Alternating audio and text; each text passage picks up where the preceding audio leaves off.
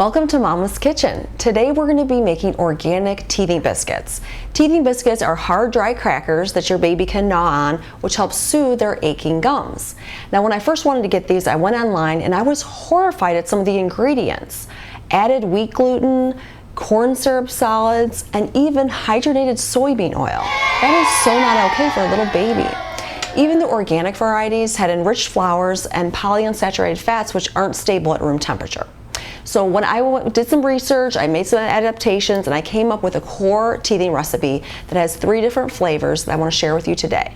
Okay, the core of this recipe is really oats. You're going to need 2 types, organic rolled oats and organic steel cut oats. Now, if you can get this from a really good manufacturer, they actually will be gluten-free to boot.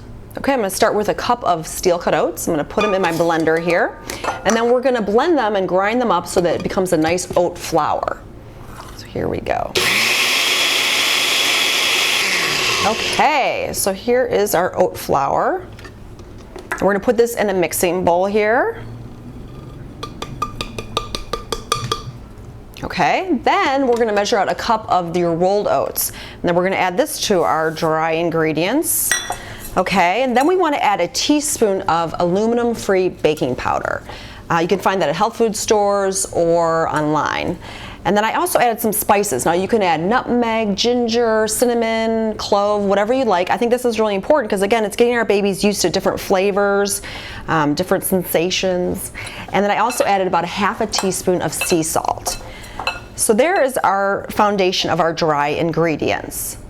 Okay, now it's time to add our wet ingredients. So first I'm going to add 3 tablespoons of unrefined organic coconut oil. Now, coconut oil is great because it's a medium saturated fatty acid. It's very similar to what's found in breast milk, so it's great for babies. And then I'm going to add a cup of homemade applesauce. Now, you can certainly use store-bought, but if you do, just be sure it's unsweetened and thick. Okay, so here are the wet ingredients. Now we're just going to mix this up with our hands. Be sure your hands are clean. And we're going to start creating a nice batter. And with this batter, we're going to start shaping our teething biscuits. Okay, I'm also going to add in a 1/4 cup of organic unsweetened coconut. This is not necessary, but I think it adds some extra nutrients. You could also do wheat germ if you know your baby isn't sensitive to gluten. And you have to kind of play with it depending on how wet your applesauce is. But the point is we want to be able to form balls easily.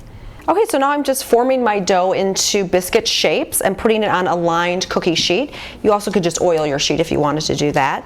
And you know, in terms of the shapes, you can play with it. I like to do these kind of date-like shape, or I think of them as stubby fingers. And I think they cook well and they're real easy for the baby to hold. Now, as you can see, it's kind of a messy process, but it's all in good fun. And there you have it, 12 of our teething biscuits, and now we're going to put it in the oven at 350 degrees. Okay, here are the apple teething biscuits. Now, these were in the oven at 350 for about an hour, and I flipped them a couple times so they got a real nice golden color all the way through, front and back. And the key is you want these hard because you don't want them to break off in your baby's mouth. So those are the apple variety. Now, as you saw, the applesauce was really that core ingredient that made this wet, made the whole batter wet. You also can try it with mashed banana or pumpkin puree.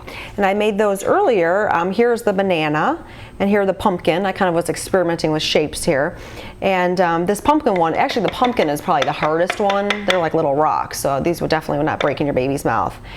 So you can experiment and use the ingredients that you want. All of these recipes will be in the video description below. The other thing you want to do with these, when you take them out of the oven, you want to sit them on the countertop and just let them sit for at least 24 hours. Room temperature, you don't need to cover them, and that will also harden them up. You could literally leave them out all week because that's how stable the coconut oil is. They won't go bad.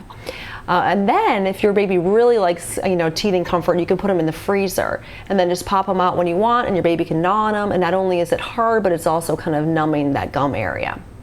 So there you have it, organic teething biscuits. I hope you guys give them a try. And now we're going to go for the real test. Griffy D is going to taste these, and we'll see how he likes them.